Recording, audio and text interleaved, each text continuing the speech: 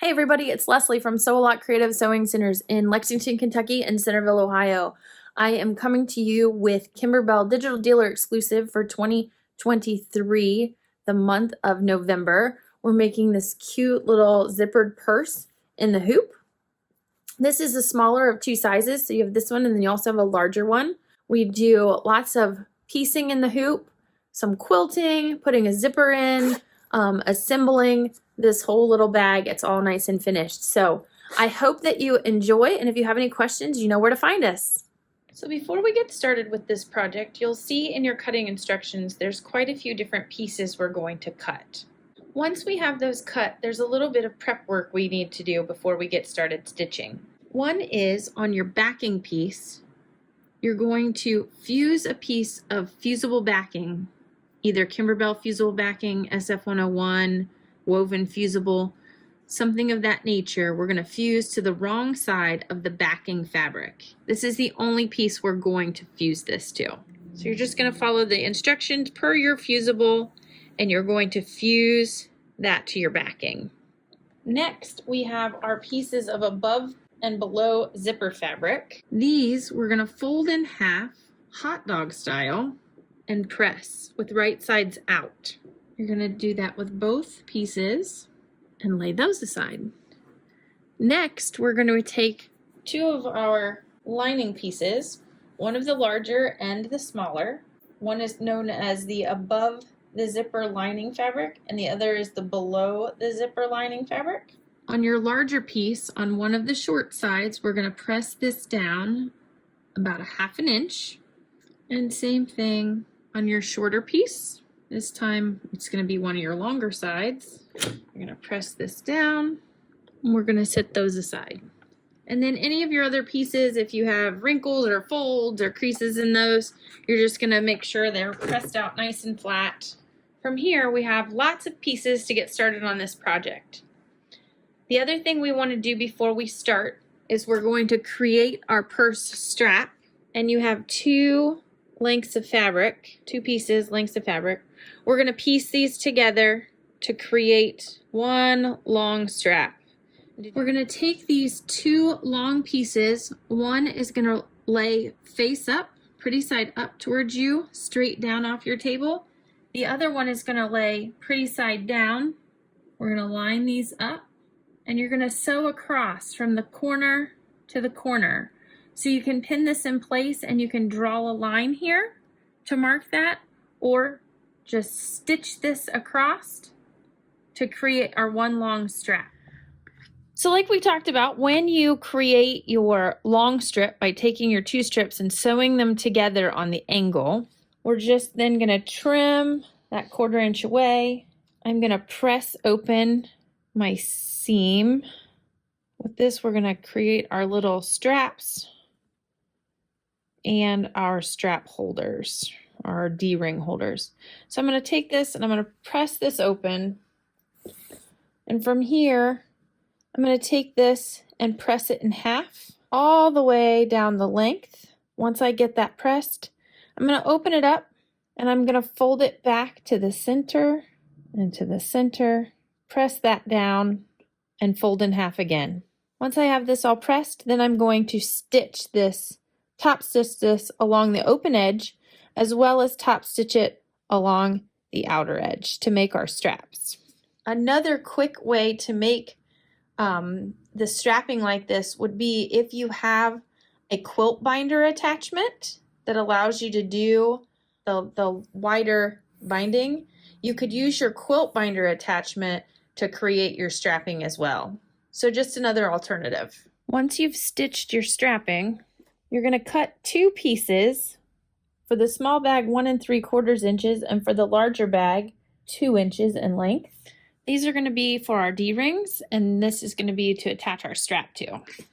So now we're going to hoop a piece of light mesh cutaway or no-show mesh, poly mesh stabilizer, one of those in the hoop. We're going to load the stitch file for the quilted backing, and that's going to be part 1 of our embroidery.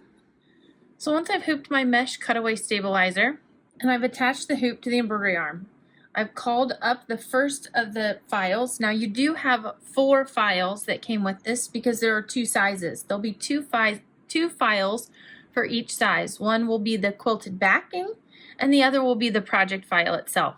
For this particular video, we're doing the smaller size, so I've called up the 5x7 quilt backing embroidery stitch out. So the first stitch is going to be that placement stitch right on your stabilizer.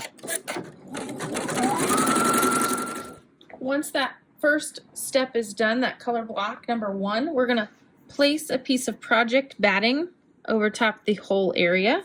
Smooth that out. You can tape it down if you choose. And then we're just going to stitch that in place.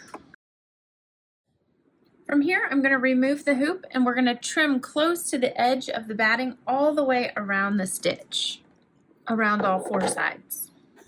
Next, I'm going to layer my backing. This is the piece of fabric that we've fused that fusible backing to. And I'm going to evenly distribute this so that I have a little bit of overhang around all 4 sides of that batting that I just laid down. Again, you can tape into place or hold down as you stitch this. Next, we're going to move on to doing the actual quilting stitch. So you're going to choose your thread color that you would like your quilting done in, and you're going to stitch. After the quilting is finished, you're going to put in a thread color that it contrasts what you've stitched to create the marking stitches. These are going to be used when we put the backing onto the purse. Now we're going to remove the hoop and get ready for the next hooping. So when we remove this from the hoop, we want to make sure that we flip it over just like we took it out of the hoop and mark the top. I'm just using a water-soluble pen and I'm just marking the top so we know which is which. From here, you can trim away the excess stabilizer all the way around and then set that aside. Next, we're going to take our hoop and hoop up a second piece of that light mesh cutaway stabilizer. And then we're going to go to the machine and we're going to call up part 2 of the design. Make sure when you call up part 2 of the design, you call up the same size stitch file that you used last time. We're going to attach the hoop. And again, the first step is going to be to do that placement stitch for our batting right onto the stabilizer. So you're going to lay your batting down and we're going to stitch the tack down for the batting as well as your placement map or your reference diagram. So I'm going to put in a color that we can see a little bit on here. So now I want you to take a moment and I want you to look at this map that has been created on your batting. If you look at page 9 of your instructions, it's going to show this same little map in print at the bottom of that page, and it's going to have corresponding little numbers on it. And it's going to tell you to refer to the template diagram while you're piecing your crossbody bag. So what you'll notice is there's the template here, and then on page 23, they've even given you a large version of that. This is what you want to reference as you're laying your pieces down and doing your kind of piece by number method to make sure you're getting things in the right box. That being said, we see what the numbers are here. We need to know what all of our pieces of fabrics are based off of those numbers. So if you're unsure what piece of fabric it's calling for, if you refer to your cut chart here, you'll notice piece 1 inner square. That's going to correspond with piece 1 on your map. That way, if you're doing this in different colors, you can refer to what they are by number instead of by color. And you'll see that throughout pieces 2 through 5. And you can, if you didn't pay attention, you can check their measurements here. Or as you're cutting them, if you label them 2 through 5, pieces 10 through 13, 18 through 21, so on and so forth, you'll know which piece goes where to that corresponding little map. And there's another copy of this on your cutting page as well. So just keep that in mind. You're going to want to reference that, especially if you're not making it in the same colors that we are right now. So as you can see here, I have my pieces separated by color and size so that I can reference my chart as well as my diagram to know which piece is going where and when. The other thing that I would highly recommend while doing piece by number is a fabric folding pin. This is a great product made by Clover. It is filled with water as well as a special solution that comes with this to allow you to give you that really clean paper piece look without taking your hoop off and going to the ironing board with every single one of these little pieces we make. We're just going to take care of it right here with this pin, and I'm going to show you how this works throughout the video. Now, something else you're going to want to think of, the thread that you're using here is not going to be seen, so it doesn't necessarily have to be the matching color or something perfect. I'm going to go ahead and use white because we do have some lighter fabrics in here. I don't want my thread to show through when we do the piecing and flip and fold, so I'm just going to use a lighter color in this instance. But it's going to be the same throughout, even though it's going to stop and tell us to change the color between each one of these. That is just the way the digitizer has created all the stops and starts for us. So we're going to use the same color to piece all of our pieces. So section number 1 on our map is going to be that center square, and that's where we're going to start this off at. So now I have my pieces laid out and I've put them in order of how I'm going to use them. And step 1, we are going to stitch the center piece down. So with this one, we're going to take the fabric and we're going to lay it right side up, covering this whole complete area of number 1. And then we're going to stitch. And then I've moved my fabric, my hoop, into the trim position. If you have that on your machine, this makes this so much easier. If not, you can pull the hoop off and trim it. But we're just going to trim above the stitch line there on the small part, the small piece. So this is not stitched down, but the flap that is the small flap is the one we're going to trim off. Next, we're going to take piece number 2, and according to our diagram, this is the area that piece number 2 is going to cover. So we're going to lay piece number 2 right sides together. So this is going to be pretty side down. Now, if you're using a solid like I am, it's going to look the same either way, but if you're using a print, you're going to want to make sure they're right sides together, and then we're going to stitch that in place. Once you've done that, this is where our handy dandy little folding pin comes into play. I'm just going to release a little of the water right along that stitch line, and then I'm going to take and I'm going to flip this and finger press it nice and crisp there, and we're going to stitch that next trimming and placement line. Next, we're going to do the same thing. So this time we're going to trim to the right side, so it's going to be the short side that's not tacked down, and we're going to trim the length. Even if the stitch doesn't go all the way across the fabrics, I'm going to start at the end even with that line, and I'm going to trim both fabrics off. It's just keeping them out of our seam allowance. I'm going to take fabric number 3 and I'm going to place it on this stitch placement line to cover up area number 3. So I'm going to place that right on that line, and we're going to tack it in place. Again, I'm going to use my fabric folding pin, and then I'm going to flip this back. If you don't have a fabric folding pin, you can always flip this and you can finger press it, or you can take it to your ironing board and just press it with your iron, or if you have a mini iron. And then once it's flipped and folded, we're going to do our next trimming and placement stitch. Again, I'm trimming all the way across. I'm going to take my piece right side down, cover up that line.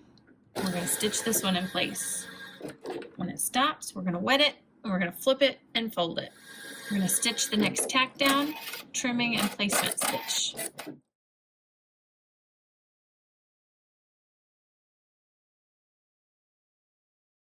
So we're going to continue on with this method as we piece the entire lower half of this cute little bag. So things to remember: when we're doing piecing in the hoop or piece by number, we're going to start off with that very first piece right side up, and then from there we're going to work with our pieces all right side down, tack down, flip and fold, next placement stitch, trim, and so on and so forth. As I get ready to place piece number 6 down, remember we're going to reference our map on where the pieces are going. So piece number 6 is going to cover this section down in here.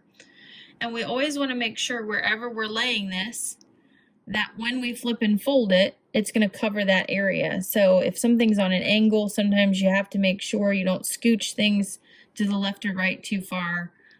But just if you're unsure, you can always take this and flip it and go, okay, I'm covering the area.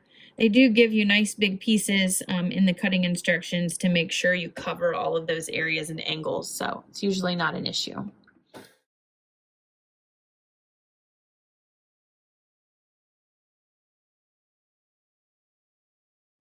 Now that we've finished all of the piecing for the front, we're going to assemble the bag essentially. So the next step, which is color block step 59, and that's found on page 17 of your instructions, we're going to stitch the below the zipper trim and placement line. So we actually have a little more piecing to do, but this pineapple part of the piecing is done. So we're just going to stitch, and it's going to stitch across the top here. After this step, we're going to trim all this excess, just like we've been doing, across the top. Now we're going to stitch our zipper placement line. This is going to go right onto the batting. From here, I'm going to remove my hoop so that I can show you this next step. What we're going to do is we are going to trim out the batting only, not the stabilizer, from that area that is just stitched. And you can start off the edge of your fabric, and you're going to trim just inside that line all the way around that rectangle. Again, we're not removing the stabilizer, only the batting.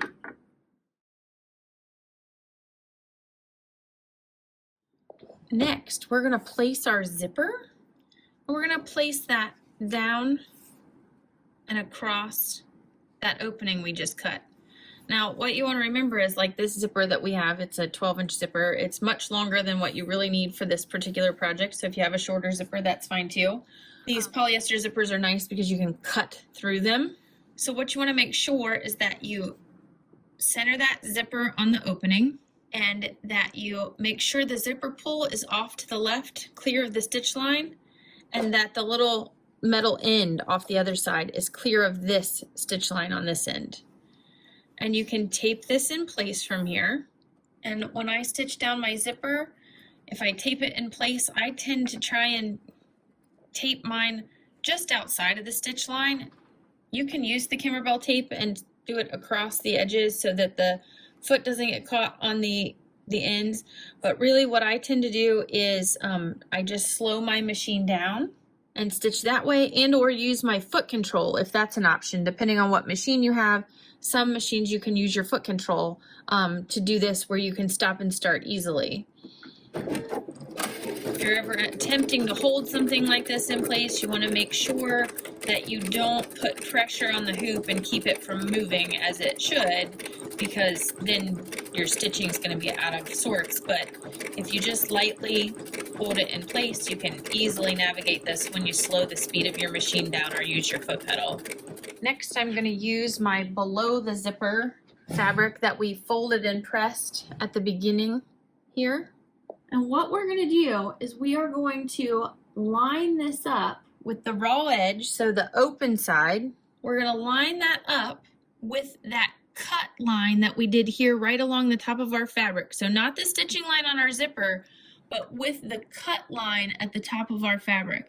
And we're going to make sure that we center it from right to left, and we're going to tack this in place. Again, this is something you can do if slowing down the machine. You can tape the piece in place or use your foot pedal. You just want to make sure that raw edge is right on that cut line that you did last. Once you're done, again, I'm going to wet that because we're going to fold. We're going to flip and fold. And the reason it's so important to have that on that cut line and not above or below it is that when we fold this up, it's going to land right underneath the zipper teeth. And that's where we want it to be. And that folding pin just makes that crease nice and pretty. If you don't have one on this step, I would definitely recommend taking it to your iron, mini iron, and just pressing that in place. Now, again, here, we can tape this up and in place. We can slow the machine down, or we can use our foot control. And essentially, we're going to tack this down here, kind of a top stitch. So it is going to show. So you'll want to make sure you use the thread color that you don't mind being visible. So next, before we do anything else, we want to make sure that stitch is to our liking. Our fabric is nice and even. If it's off or you're not happy with it, you can always pull this stitch out quickly and adjust that up. Once you're happy, we're going to flip the hoop over to the back side, and we are going to trim the stabilizer out from behind the zipper. So I'm going to take a sharp point pair of scissors, if you don't have that, a seam ripper, and get this started. And we're going to cut just the stabilizer away from the back side of the zipper. Next, before we flip this hoop over, we're going to attach the below the zipper lining. That's the larger piece of fabric for the lining that we folded down 1/2 inch. We're going to take this with the right side facing us, the fold, the raw edge down, and we're going to put that right below the zipper teeth, making sure we cover up all 3 sides of that initial bag and making sure we're below the zipper teeth. And then we're going to tape this in place. So I'm going to tape this on all 4 corners. Our little fold is at the top, remember. Once we have it taped and secured, we're going to flip it back over. And then we're going to stitch the next step, which is going to be all the way around, attaching that lining to the front side here. And if you're worried about these little flaps, you can sew slow. You can use your foot pedal. Next, we're going to take that other piece of above the zipper front that we folded and pressed before we started. And this time we're going to take the folded side and place it just above the zipper teeth, kind of the same amount of distance that we have between here and this piece on the top side. You can slow your machine down. You can use your foot pedal. And we're just going to top stitch along that edge. Again, make sure you're at the even point that you want it to be. We're going to once again remove the hoop from the arm of the machine. Turn it over, and I like to clean up any loose squirrely threads I have at this point. We're going to take that other piece of lining, the small one that we've also folded that 1/2 inch. We're going to take that right sides up, and we're going to tape it in place just above the zipper teeth, opposite of the other piece that we've already stitched into place. And using stitch number 66, we're going to tack those 2 pieces together. Next, if you have any tape that's within the box frame on the front or the back side, you're going to want to remove that at this point. And then we're going to stitch our quilting. So you'll want to put your thread color in for your quilting.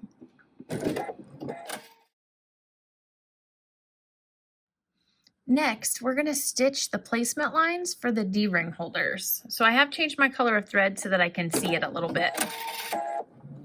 Next, I'm going to take those 2 tabs that we created, those 2 smaller tabs, as well as 2 of my D-rings, and I'm going to slip this in through here and fold them in half so that my D-rings are nice and secure in there. I'm going to do that with both pieces.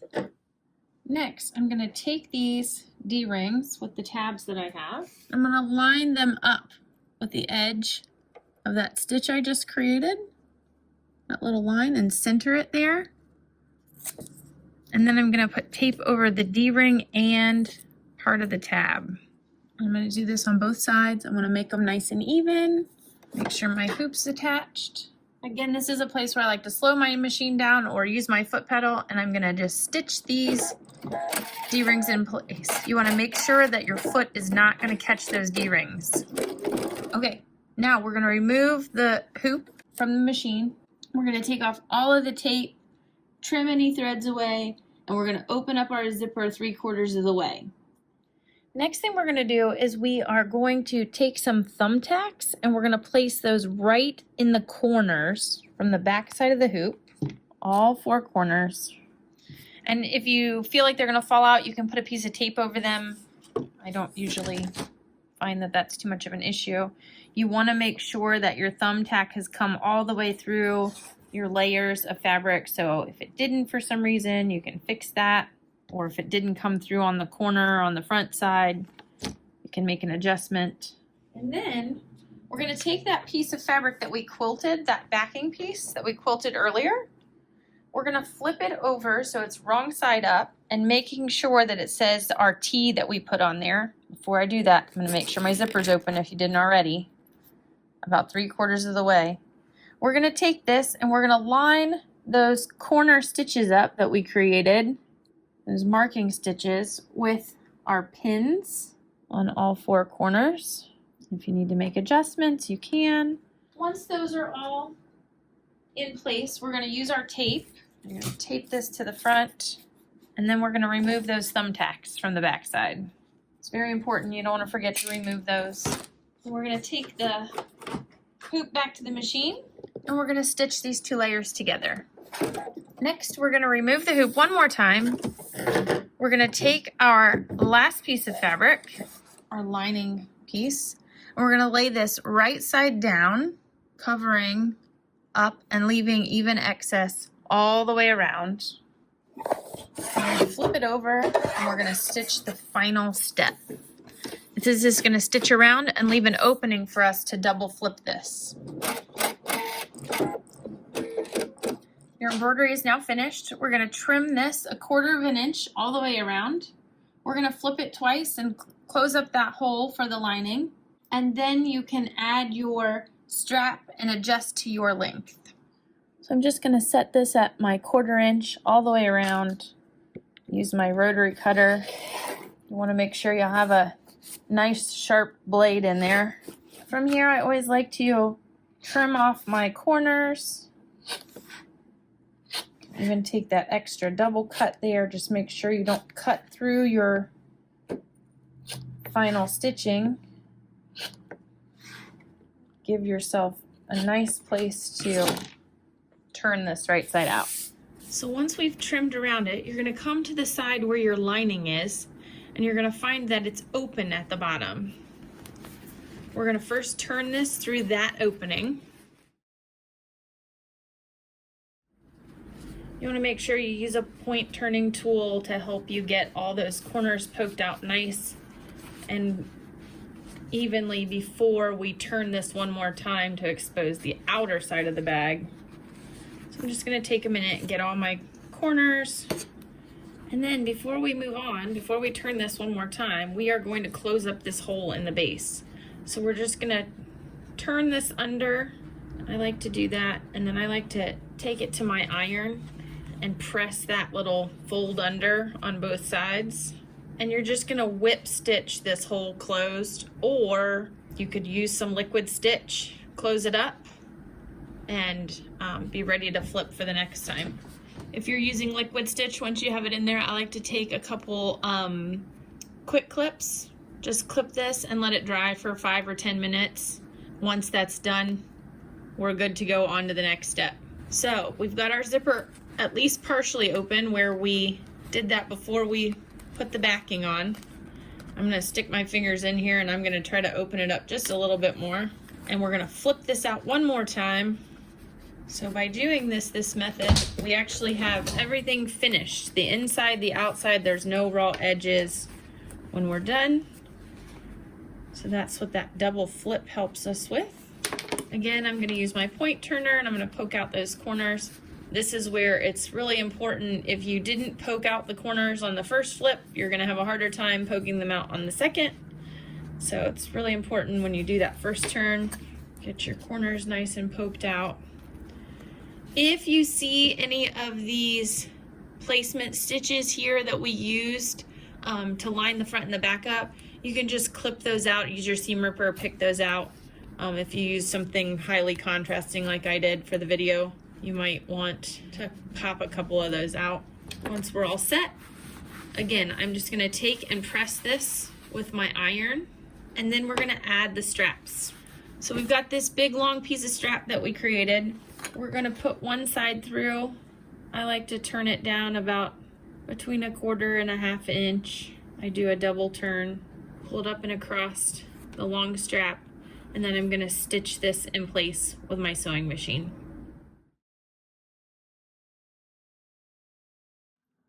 Thanks for joining me for Kimberbell Digital Dealer Exclusive 2023 November's project. These cute little purses done with piecing, quilting, putting your zipper in, all those fun things. Comes in 2 sizes. I hope you enjoyed it. I hoped you got some tips and tricks. And if you need anything or have any questions, make sure to reach out to one of the stores. We would be glad to help you out. If you don't have this design yet and are interested, give us a call at the store and we will get you set up. Otherwise, have a great day. I'm looking forward to next month's project that we will finish off the year with our 2023 Digital Dealer Exclusive. Make sure if you like this to like the video, subscribe to our channel, all those fun things. We're always adding new content, trying to help you out with tutorials, techniques, and ideas. Thanks. Bye, everybody.